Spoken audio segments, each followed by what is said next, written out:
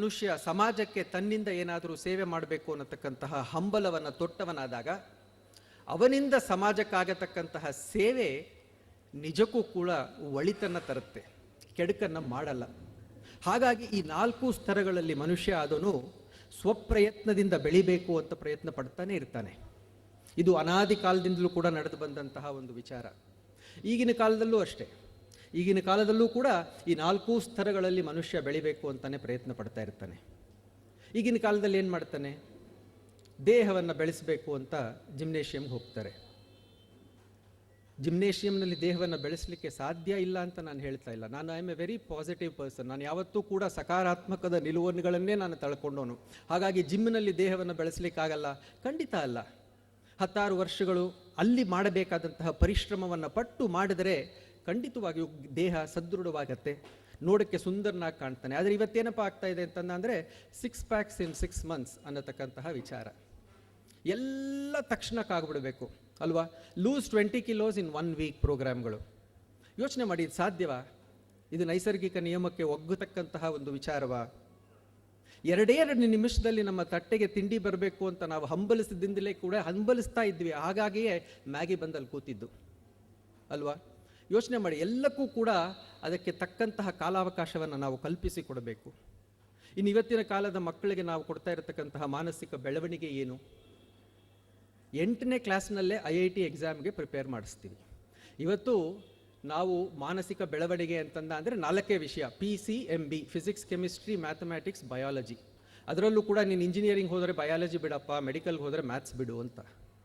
ಇದಿಷ್ಟೇ ನಮ್ಮ ಮಾನಸಿಕವಾದಂತಹ ಬೆಳವಣಿಗೆ. ಭಾಷೆ ಯಾಕೆ ಬೇಕು? ಸಂಸ್ಕೃತ ಯಾಕೆ ಬೇಕು? ಕನ್ನಡ ಯಾಕೆ ಕಲಿಬೇಕು? ಬೇಡ. PCMB ಇದ್ದರೆ ಸಾಕು ನಮಗೆ ಅಲ್ವಾ? ಚರಿತ್ರೆ ಯಾಕಪ್ಪ ಬೇಕು? ಯಾರೋ ಒಬ್ಬ ಶಿವಾಜಿ ಯಾರ ಜೊತೆಗೋ ಜಗಳ ಆಡಿದಂತೆ ಯಾವುದೋ ಬೆಟ್ಟಗುಡ್ಡಗಳಲ್ಲಿ, ಅದನ್ನು ಕಲಿತು ನಮಗೇನಾಗಬೇಕು? ಇದು ಇವತ್ತು ಮಾನಸಿಕ ಬೆಳವಣಿಗೆಗೆ ನಾವು ಕೊಡ್ತಾ ಇರತಕ್ಕಂತಹ ಒತ್ತು. ತಪ್ಪು ಅಂತ ನಾನು ಹೇಳ್ತಿಲ್ಲ, ಖಂಡಿತವಾಗಿಯೂ ನಾನು ಯಾವುದನ್ನು ಕೂಡ ಜೀವನದಲ್ಲಿ ತಪ್ಪು ಅಂತ ಇದುವರೆಗೂ ಕರೆದೋನೇ ಅಲ್ಲ. ಎಲ್ಲವೂ ಕೂಡ ಒಳಿತೊಂದು ಇರುತ್ತೆ, ಆ ಒಳಿತನ್ನು ನಾವು ಹೆಕ್ಕಿಕೊಳ್ಬೇಕು ಅನ್ನೋದು ನನ್ನ ವಿಚಾರ, ನನ್ನ ಸಿದ್ಧಾಂತ. ಹಾಗಾಗಿ ಯಾವುದನ್ನು ಕೂಡ ನಾನು ತಪ್ಪು ಅಂತ ಹೇಳ್ತಾ ಇಲ್ಲ. ದೈಹಿಕ ಬೆಳವಣಿಗೆ ಈಗಿನ ಕಾಲದಲ್ಲಿ ಇದಾಯಿತು, ಮಾನಸಿಕವಾಗಿ ಆಯಿತು. ಹಾಗಿದ್ರೆ ಆಧ್ಯಾತ್ಮಿಕವಾಗಿ ಏನು ನಡೀತಾ ಇದೆ ಇವತ್ತು? ಇಲ್ಲಿ ಸ್ವಲ್ಪ ಭಯ ಹುಟ್ಟಿಸುತ್ತೆ ನನಗೆ. ಇತ್ತೀಚೆಗೆ ಈಗೊಂದು 5-6 ವರ್ಷಗಳಿಂದ ಆಧ್ಯಾತ್ಮಿಕ ಬೆಳವಣಿಗೆ ನಮ್ಮಲ್ಲಿ ಯಾವ ರೀತಿ ಬೆಳೀತಾ ಇದೆ ಅನ್ನೋದು ಸ್ವಲ್ಪ ಮಟ್ಟಿಗೆ ನನಗೆ ದಿಗಿಲನ್ನು ಹುಟ್ಟಿಸುತ್ತೆ. ಬೆಳಿಗ್ಗೆ 8:15 ಗಂಟೆ 9 ಗಂಟೆಗೆ ನೀವು TV ಆನ್ ಮಾಡಿ ಚಾನೆಲ್ನ ಹಾಕ್ತಾ ಕೂತ ಅಂತಂದರೆ ಅಲ್ಲಿ ಅಧ್ಯಾತ್ಮದ ರಸಗಂಗೆ ಹರಿಯತ್ತೆ. ಒಬ್ಬರು ಗುರುಗಳು ಬರ್ತಾರೆ, ಆ ಗುರುಗಳು ಹೇಳ್ತಾ ಇರ್ತಾರೆ, ಏನಪ್ಪ ನಿನ್ನ ತೊಂದರೆ? ನಿನ್ನ ಮಗಳಿಗೆ ಮದುವೆ ಆಗಿಲ್ವಾ? ಏನು ಯೋಚನೆ ಮಾಡೋ, ನಾ ಹೇಳ್ದಾಗ ಮಾಡು, ನೀನು ನಾ ಹೇಳ್ದಾಗ ಮಾಡಬೇಕಿಲ್ಲ ಅಂತಂದರೆ ನೀನು ಮುಂಡಾ ಮೂಚ್ ಹೋಗ್ತೀಯ. ಇಲ್ಲಿಂದ ಇಷ್ಟು ದೂರದಲ್ಲಿರ್ತಕ್ಕಂತಹ ಊರಿಗೆ ಹೋಗ್ಬೇಕು ನೀನು, ಅಲ್ಲಿ ಊರದಲ್ಲಿರ್ತಕ್ಕಂತಹ ಅದೇ ದೇವಸ್ಥಾನಕ್ಕೆ ಹೋಗ್ಬೇಕು ನೀನು, ಹಸಿರು ಸೀರೆನೇ ಉಟ್ಕೊಂಡು ಹೋಗು ಅಂತ ಹೇಳು ನೀನು ಹೆಂಡತಿಗೆ, ಹಾಗೆ ಬರಬಾರ್ದು, ಗೊತ್ತಾಯ್ತಲ್ಲ? ಈ ರೀತಿಯಾದಂತಹ ವಿಚಾರಗಳನ್ನು ಜನರ ಮನಸ್ಸಿನಲ್ಲಿ ಬಿತ್ತಿಸ್ತಾ ಭಯ ಹುಟ್ಟಿಸ್ತಾ ಇದ್ದಾರೆ ಈಗಿನ ಕಾಲದಲ್ಲಿ ಆಧ್ಯಾತ್ಮದ ಗುರುಗಳು. ಇದು ನಿಜವಾದ ಆಧ್ಯಾತ್ಮ ಅಲ್ಲ. ಆದರೂ ಕೂಡ ಆಧ್ಯಾತ್ಮದ ಪಥದಲ್ಲಿ ಇದು ಕೂಡ ಒಂದು ರಸ್ತೆ ಅನ್ನತಕ್ಕಂತಹ ಪರಿಜ್ಞಾನವನ್ನು ನಾವು ಇಟ್ಕೊಂಡಿರಬೇಕು. ಅದಕ್ಕೆ DVG ಅವರು ಹೇಳ್ತಾರೆ, ಗ್ರಹಗತಿಯ ತಿದ್ದುವನೆ ಜೋಹಿಸನು ಜಾತಕದಿ ವಿಹಿತವಾಗಿ ಹುದದರ ಗತಿ ಸೃಷ್ಟಿ ವಿಧಿಯಂ ಸಹಿಸಿದಲ್ಲದೆ ಮುಗಿಯುವುದೇ ಆವದಶೆ ಬಂದೊಡೆಂ ಸಹನೆ ವಜ್ರದ ಕವಚ ಮಂಕುತಿಮ್ಮ ಅಂತ. ಯಾವುದೇ ಒಂದು ಗ್ರಹಗತಿಯ ಫಲವಾಗಿ ನಮ್ಮಲ್ಲಿ ಏನಾದರೂ ನಡೀತಾ ಇತ್ತು ಅಂದರೆ ಅದನ್ನು ಎದುರಿಸ್ತಕ್ಕಂತಹ ಸಹನೆ ನಮಗೆ ಬೇಕು. ಈ ರೀತಿಯಾದಂತಹ ಸುಲಭೋಪಾಯಗಳಲ್ಲ ಅಂತ. ಆ್ಯಕ್ಚುಲಿ ನನಗೆ DVG ಅವರ ಕಗ್ಗವನ್ನು ಬರೆದಿರೋದು ಇಂತಹ ಗುರುಗಳನ್ನು ಮಾತನ್ನು ಕೇಳಲಿಕ್ಕೆ ನಿಮಗೆ ಸಹನೆ ಬೇಕು ಅಂತ ಇರ್ಬೋದು ಅಂತ ಅನಿಸುತ್ತೆ. ಆ ರಿಮೋಟ್ನ ಬದಲಾಯಿಸಿ ಪಕ್ಕದ ಚಾನೆಲ್ಗೆ ಬನ್ನಿ, ಅಲ್ಲಿ ಒಬ್ಬರು ಗುರುಗಳು ಹೇಳ್ತಾ ಇರ್ತಾರೆ, ಸ್ವಾಮಿ ನಿಮ್ಮ ಹೆಸರೇ ತಪ್ಪಾಗಿದೆ, ನಿಮ್ಮ ಹೆಸರೇ ಸರಿ ಇಲ್ಲ. ಇವತ್ತು ನೀವು ಅನುಭವಿಸ್ತಿದ್ದೀರಲ್ಲ ಎಲ್ಲ ಕಷ್ಟಗಳು ಕೂಡ ನಿಮ್ಮ ಹೆಸರಿನ ಪರಿಣಾಮ. ನನ್ನ ಸ್ನೇಹಿತ ಒಬ್ಬ ಇದ್ದ, ಮುಕುಂದ ಅಂತ, KUNDA ಅಂತ. ಸ್ವಾಮಿಗಳು ಹೇಳಿದ್ರು, ಯು ತೆಗೆದ್ಬಿಡು ಎಲ್ಲ ಚೆನ್ನಾಗಾಗತ್ತೆ ಅಂತ. ಅವನಿಗೆ ಚೆನ್ನಾಗಾಯ್ತೋ ಏನೋ ಗೊತ್ತಿಲ್ಲ, ಒಟ್ಟಿನಲ್ಲಿ ಅಂಡ ಅದ ಅವ. ಬರೆಯೋದು ಕರೆಯೋದು ಅವನೇನಂತ ಕರೆಯೋದು ನಾವು? ಹೆಸರನ್ನು ಬದಲಾಯಿಸಿದ ಮಾತ್ರಕ್ಕೆ ನಮಗೆಲ್ಲ ಒಳ್ಳೆಯದಾಗತ್ತೆ ಅನ್ನತಕ್ಕಂತಹ ನಂಬಿಕೆ ಇವತ್ತಿದೆಯಲ್ಲ, ಇದು ನನಗೆ ದಿಗಿಲನ್ನು ತರಿಸುತ್ತೆ. ಹೆಸರಿನೊಳ ಅಕ್ಷರವ ಬದಲಿಸಿದ ಮಾತ್ರಕ್ಕೆ ದಸೆ ನಿನ್ನದೇನುಂಟೋ ಬದಲಿಪುವುದೇನು? ಕೊಸರಾಡಿ ನೀರು ಕುಡಿದು ಕೈಕಾಲು ಬಡಿಯದೆಯೇ ಈಸುವುದ ಕಲಿತಿಹೆಯ ನವ್ಯ ಜೀವಿ. ಈಜನ್ನು ಕಲಿಬೇಕು ಅಂದರೆ ಹೆಸರು ಬದಲಾಯಿಸ್ಕೊಂಡ್ರೆ ಸಾಧ್ಯವಾ? ಈಜನ್ನು ಕಲಿಬೇಕು ಅಂದರೆ ನೀರಿಗೆ ಬೀಳಲೇಬೇಕು, ಒಂದಷ್ಟು ನೀರನ್ನು ಕುಡಿಬೇಕು, ಕೈ ಕಾಲನ್ನು ಬಡಿಬೇಕು.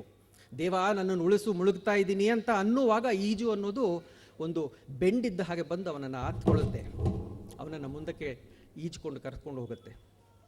ಆದ್ದರಿಂದ ಈ ರೀತಿಯಾದಂತಹ ದೃಶ್ಯಗಳನ್ನು ನೋಡಿದಾಗ ಮನಸ್ಸು ಬಹುತ್ತು ಖಿನ್ನವಾಗತ್ತೆ. ರಿಮೋಟನ್ನು ಬದಲಿಸಿ ಮತ್ತೊಂದು ಚಾನಲ್ಗೆ ಬನ್ನಿ, ಇದು ನನಗೆ ತುಂಬ ಎದೆಗುಂದತಕ್ಕಂತಹ ವಿಷಯ.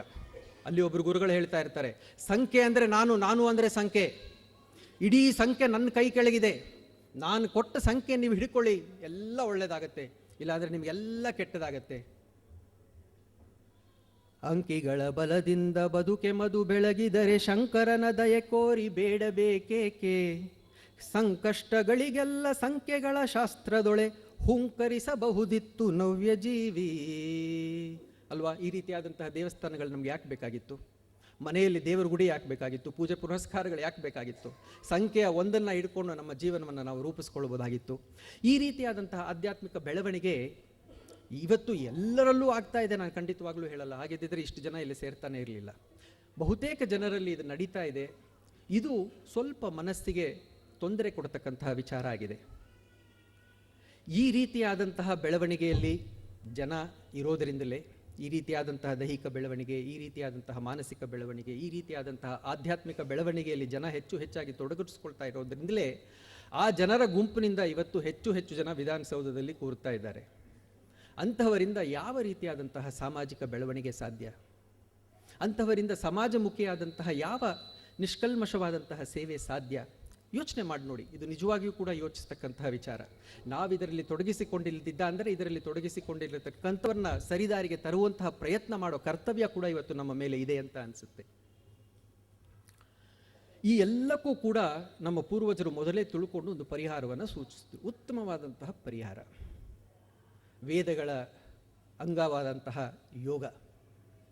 ಇದು ದಿಢೀರ್ನೆ ತಯಾರಾಗತಕ್ಕಂತಹ ಮ್ಯಾಗಿ ನೂಡಲ್ಸ್ ಅಲ್ಲ. 10 ವರ್ಷಗಳು ಇದಕ್ಕೆ ಪರಿಶ್ರಮ ಪಡಬೇಕು. ದೇಹವನ್ನು, ಮನಸ್ಸನ್ನು, ಆಧ್ಯಾತ್ಮಿಕತೆಯನ್ನು, ಅದರ ಜೊತೆಗೆ ಸಾಮಾಜಿಕವಾದಂತಹ ಬೆಳವಣಿಗೆಯನ್ನು ರೂಢಿಸಿಕೊಳ್ಳೋದಕ್ಕೆ ಯೋಗ ಅನ್ನೊಂದು ಬಹಳ ಉತ್ತಮವಾದಂತಹ ಸಾಧನ. ಇಂತಹ ಒಂದು ವಿಶೇಷವಾದ ಈ ದಿನ ನನ್ನನ್ನು ಇಲ್ಲಿ ಬರಮಾಡಿಕೊಂಡು ತಮ್ಮೆಲ್ಲರೊಡನೆ ಸ್ವಲ್ಪ ಹೊತ್ತು ನನ್ನ ಕೆಲವು ಚಿಂತನೆಗಳನ್ನು ಹಂಚಿಕೊಳ್ಳೋದಕ್ಕೆ ಅಂತ ಅನುವು ಮಾಡಿ ಅವಕಾಶ ಮಾಡಿಕೊಟ್ಟಿರ್ತಕ್ಕಂತಹ ಸನ್ಮಿತ್ರರಾದಂತಹ ನಾಗೇಶ್ ಹಾಗೂ ಅವರ ಸಹಪಾಠಿಗಳೆಲ್ಲರಿಗೂ ಕೂಡ ಮೊದಲನೆಯದಾಗಿಯೇ ನಾನು ನನ್ನ ಅನಂತ ಧನ್ಯವಾದಗಳನ್ನು ಅರ್ಪಿಸಲಿಕ್ಕೆ ಇಷ್ಟಪಡ್ತೇನೆ.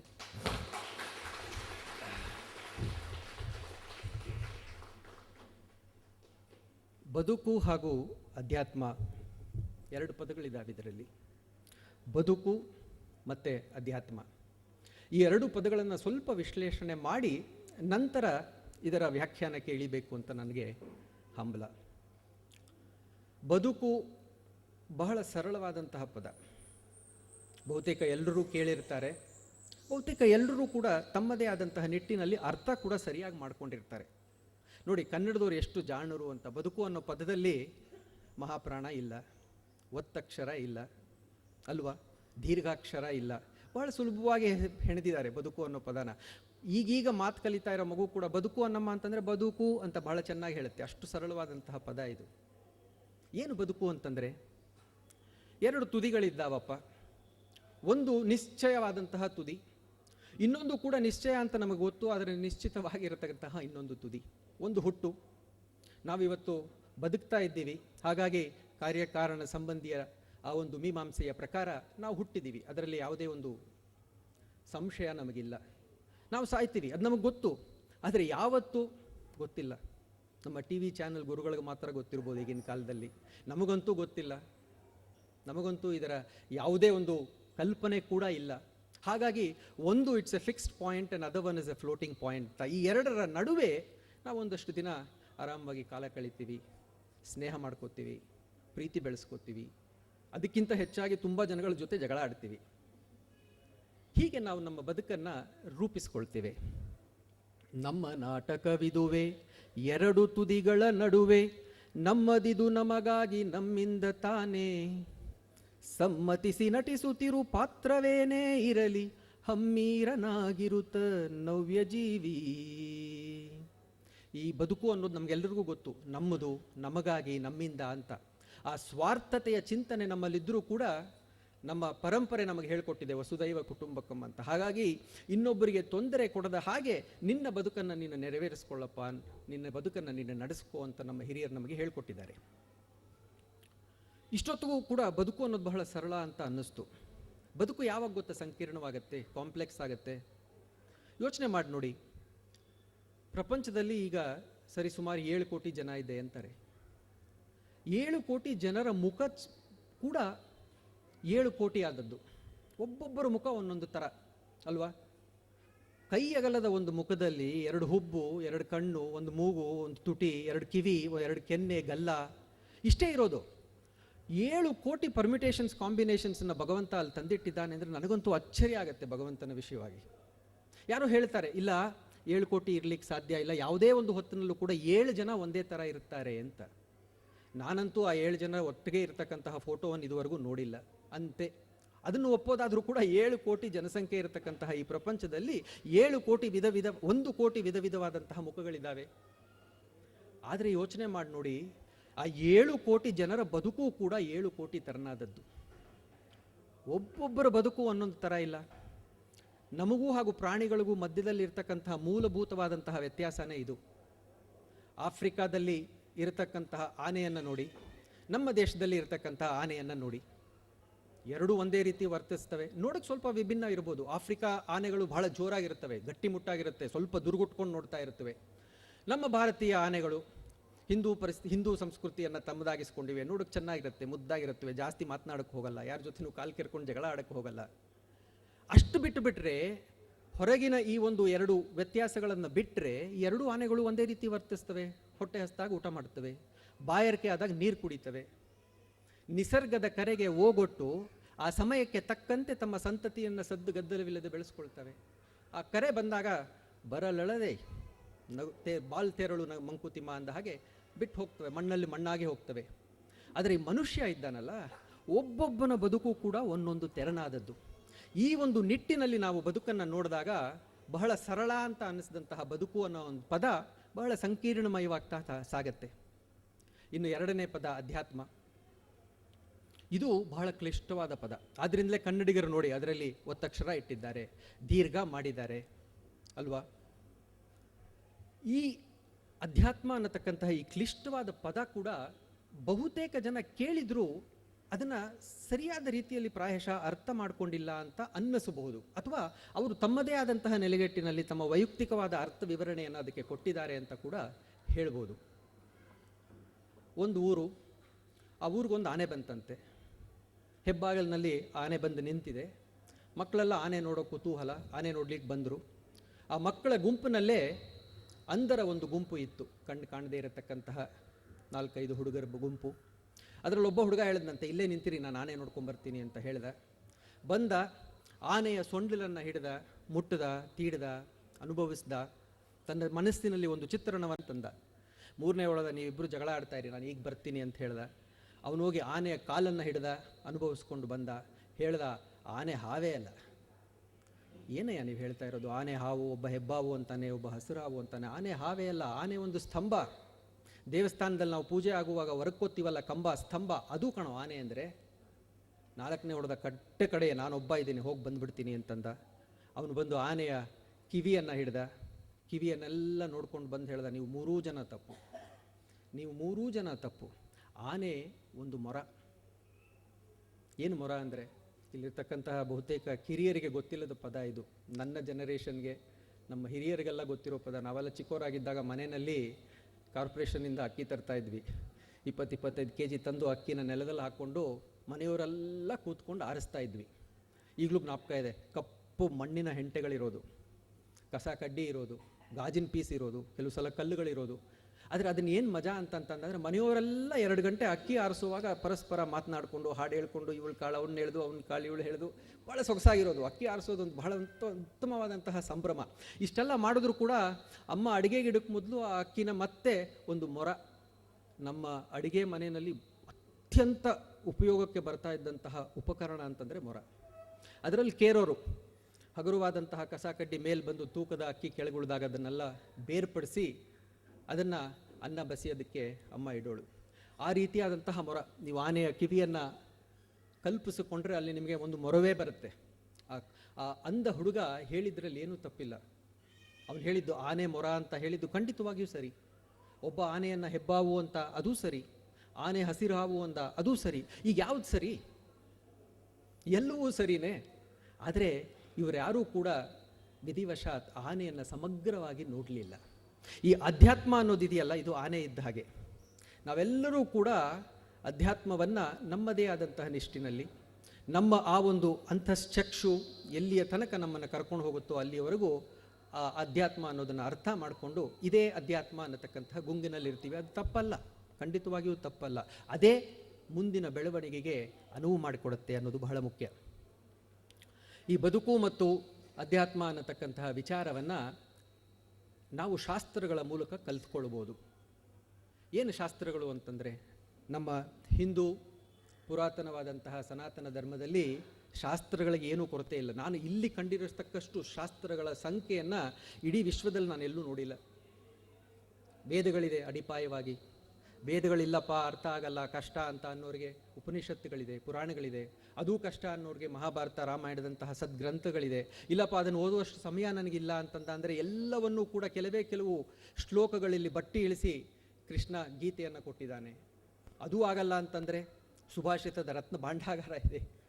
ಅದೂ ಬೇಡಪ್ಪ ಅಂತಂತಂದರೆ ನಮ್ಮ ಕನ್ನಡಕ್ಕೆ ಬಂತ ಅಂದರೆ 12ನೇ ಶತಮಾನದ ನಮ್ಮ ಅಕ್ಕ ಬಸವಣ್ಣ, ಅಲ್ಲಮ್ಮ ಇವರ ವಚನಗಳಿದೆ. 16ನೇ ಶತಮಾನದಲ್ಲಂತೂ ಸರ್ವಜ್ಞ ವಚನಗಳನ್ನು ಎಷ್ಟು ಸುಲಭೀಕರಿಸಿದ್ದಾನೆ ಅಂತಂದರೆ, ಸರ್ವಜ್ಞನ 10 ವಚನಗಳನ್ನು ದಿನ ಓದ್ಕೊಂಡ ಅಂತಂದರೆ ಆಧ್ಯಾತ್ಮದ ಬಗ್ಗೆ, ಬದುಕಿನ ಬಗ್ಗೆ ನಮಗೊಂದು ಸ್ಪಷ್ಟವಾದಂತಹ ನಿಲುವು ಮೂಡಲಿಕ್ಕೆ ಸಾಧ್ಯ. ನಮ್ಮದೇ ಯುಗದ ಡಿ.ವಿ. ಜಿಯವರಿದ್ದಾರೆ, ದಾರ್ಶನಿಕರು. ಅವರ ಮಂಕುತಿಮ್ಮನ ಕಗ್ಗ ಇದೆ. ಏನು ಬೇಡಪ್ಪ, ಇವೆಲ್ಲ ಬೇಡ. ನಮ್ಮ ಭಾರತೀಯ ಸಂಸ್ಕೃತಿ ಎಷ್ಟು ಪ್ರಬಲವಾದದ್ದು, ಎಷ್ಟು ಪ್ರಫೌಂಡ್ ಆದದ್ದು ನೋಡಿ.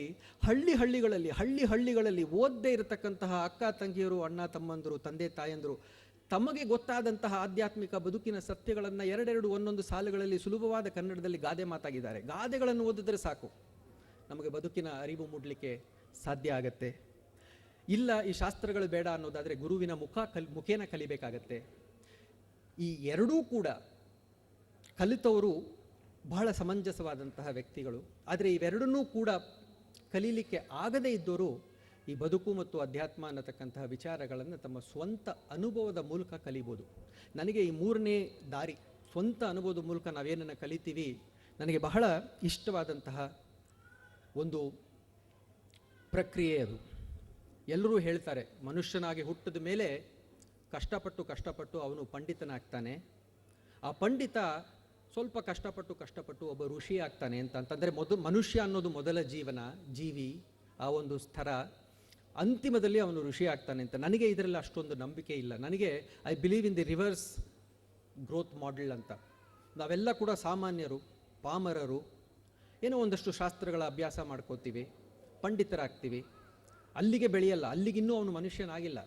ಆ ಪಂಡಿತ ತಾನು ಕಲಿತಿದ್ದನ್ನು ತನ್ನ ಆಚಾರ ವಿಚಾರಗಳಲ್ಲಿ ತಂದುಕೊಂಡು ಒಬ್ಬ ಋಷಿ ಆಗ್ತಾನೆ, ಒಬ್ಬ ಸಾಧಕನಾಗ್ತಾನೆ. ಆದರೂ ಕೂಡ ಅವನು ಮನುಷ್ಯನಾಗಿಲ್ಲ. ಮನುಷ್ಯ ಅನ್ನೋನು ಆ ಮನುಷ್ಯತ್ವವನ್ನು ಅದಕ್ಕೆ ಬೆರೆಸಬೇಕು. ತನ್ನ ಅನುಭವದಲ್ಲಿ ಈ ಓದಿದ್ದಂತಹ ಶಾಸ್ತ್ರಗಳನ್ನು ಹಾಗೂ ಕಂಡುಕೊಂಡಂತಹ ಸತ್ಯಗಳನ್ನು ತನ್ನ ಅನುಭವದ ಮೂಸೆಯಲ್ಲಿ ಇಟ್ಟುಕೊಂಡು ಬದುಕನ್ನು ನೋಡ್ತಕ್ಕಂತಹ ಆ ಒಂದು ದೃಷ್ಟಿಕೋನ, ಆ ಅನುಭವ, ಆ ಸ್ವಂತ ಅನುಭವ ಏನಿದೆ ಅದು ಬಹಳ ಮುಖ್ಯ ಅಂತ ನನಗನ್ಸುತ್ತೆ. ವಚನ ಸಾಹಿತ್ಯವದು ಕಗ್ಗಗಳ ಸಾಲುಗಳು, ಆಚಾರ್ಯರೆಮಗಿತ್ತ ನೀತಿ ಸೂಕ್ತಿಗಳು. ಆಚರಿಸಿದರೆ ಆಚರಿಸದಿರೆ ಅದನ್ನು ನಮಗೆ ದಕ್ಕುವುದೆಂತು, ಉಚ್ಚಾರವಷ್ಟೇ ಸಿರಿ ನವ್ಯ ಜೀವಿ. ಬದುಕಿಗೊಂದೆಚ್ಚರಿಕೆ ಕೊಡುವ ನುಡಿಮುತ್ತುಗಳೇ ವೇದದೊಳು, ಗೀತೆಯೊಳು, ವಚನ ಗ್ರಂಥದಳು. ಅದುವೇ ನಿನ್ನಯ ಸ್ವಂತ ಅನುಭವದಿ ಹೊಮ್ಮಿರಲು, ಬದುಕಿಗದೆ ಮಾದರಿಯು ನವ್ಯ ಜೀವಿ. ಸಾಕಷ್ಟು ಓದಿಕೊಂಡ್ರೆ ಬರೀ ನಮಗೆ ಉಚ್ಚಾರವಷ್ಟೇ ನಮಗೆ ಸಿಗತಕ್ಕಂತಹ ಫಲ.